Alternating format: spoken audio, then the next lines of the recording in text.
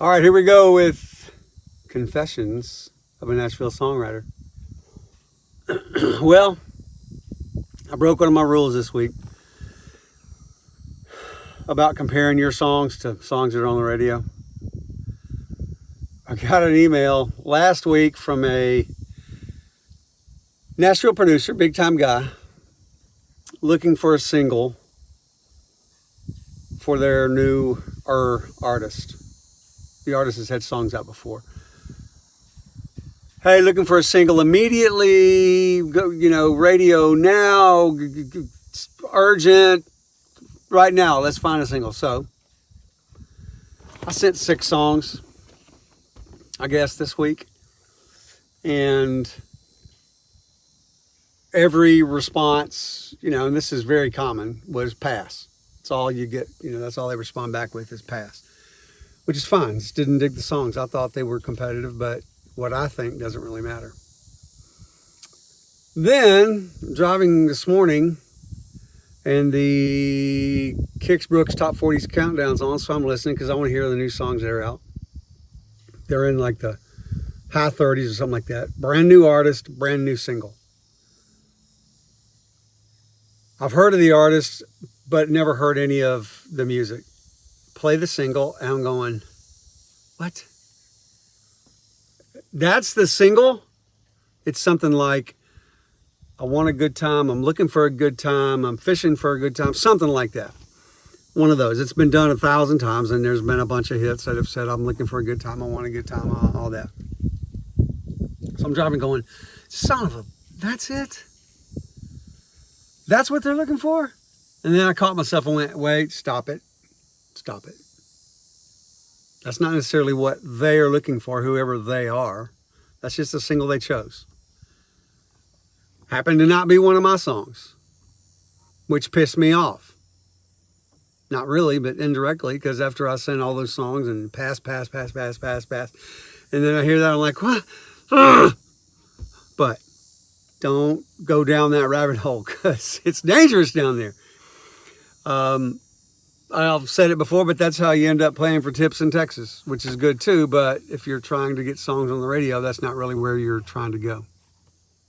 So I'm guilty. I did it. Don't do that if you can avoid it. I had a good week, really, aside from the 6 passes. Tom Brady, whoever, pass. So I did find out I've got 2 songs on an album that's going to come out in the fall by a major artist. Thrilled about that. Really thrilled. And really got final confirmation about a month ago. But it's never confirmation until it's in Walmart or it's in print and the album's tracks have been released. So that was good. That's exciting. I'm thrilled about that. Very thankful for that. Co-wrote them both with the artist, so there'll be those who say, well, you wrote it with the artist. I mean, it doesn't count. Okay, fair enough. But they do, really, they count.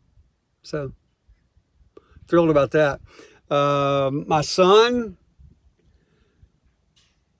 21 years old, has caught in the songwriting bug.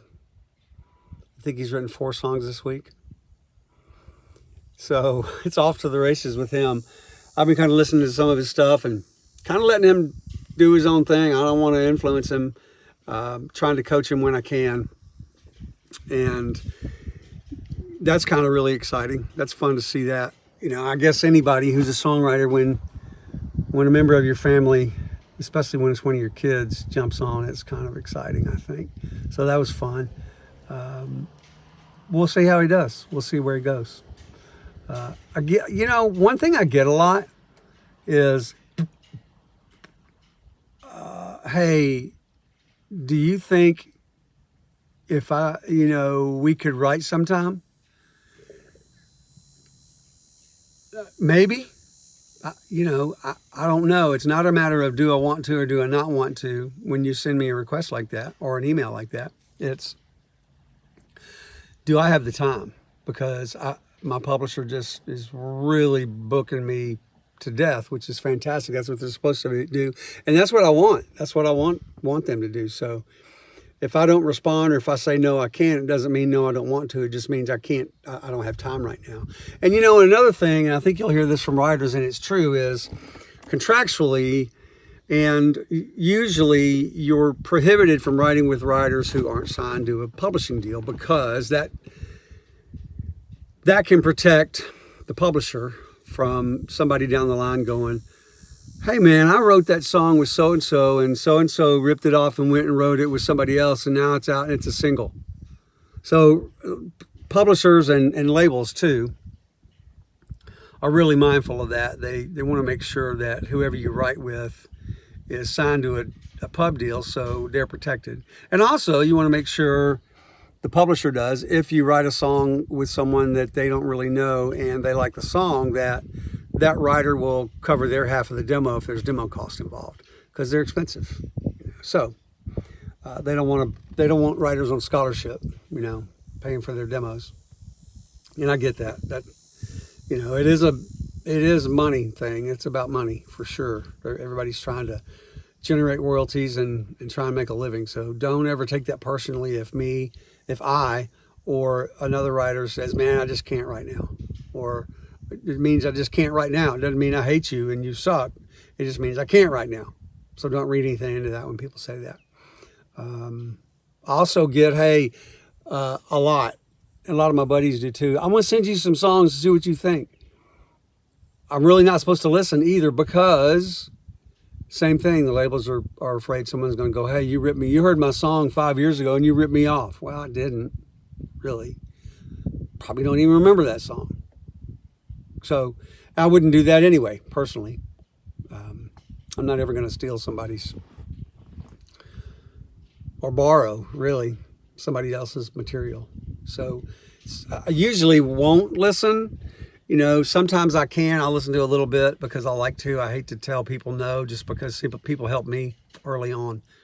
And I like to always try and pay that back when I can. So a lot of times it's hard to do that, because you just kind of want to protect yourself, because hiring lawyers is expensive. Nobody wants to do that unless you just, Kyle Jacobs is texting me.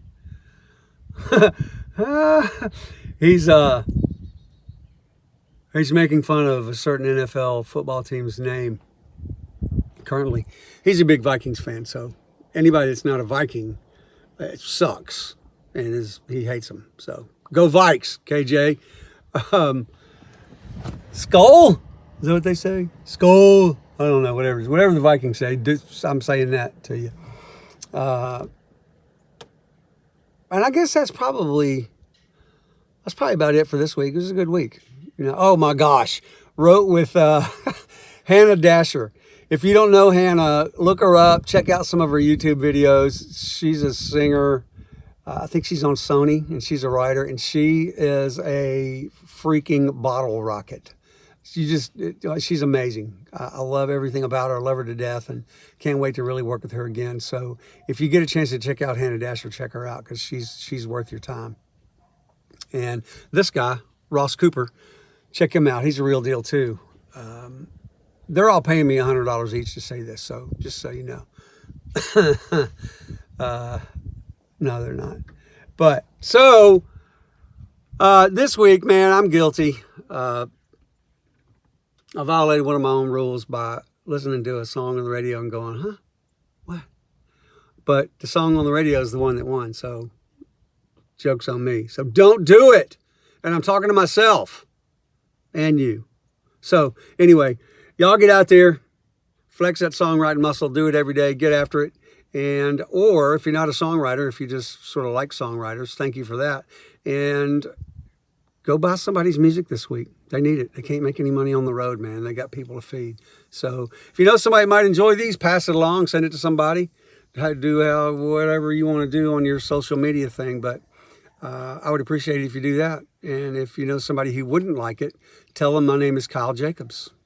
And I will see y'all next time on Confessions of a Nashville Songwriter. See ya.